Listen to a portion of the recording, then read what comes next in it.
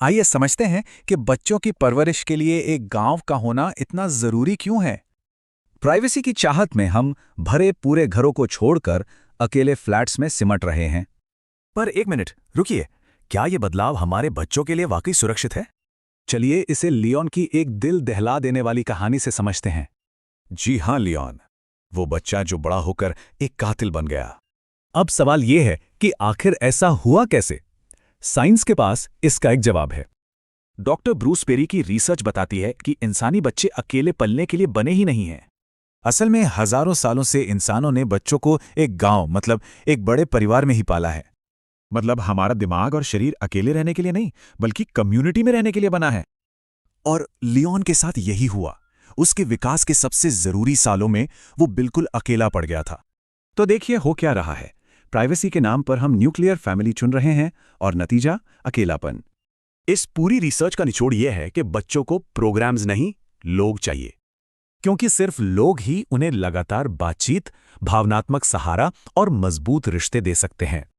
तो सोचने वाली बात यह है कि कहीं हम प्राइवेसी की बहुत बड़ी कीमत तो नहीं चुका रहे हैं।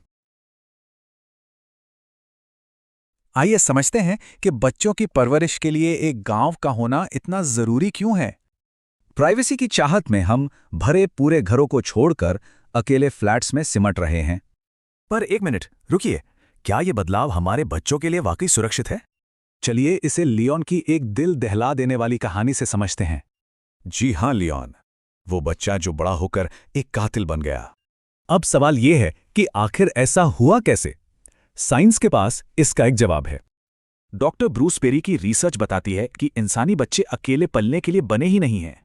असल में हजारों सालों से इंसानों ने बच्चों को एक गांव मतलब एक बड़े परिवार में ही पाला है।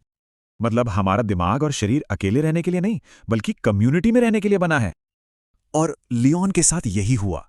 उसके विकास के सबसे जरूरी सालों में वो बिल्कुल अकेला पड़ गया था। तो देखिए हो क्या रहा है। प्राइवेसी के नाम पर हम न्यूक्लियर फैमिली चुन रहे हैं और नतीजा अकेलापन।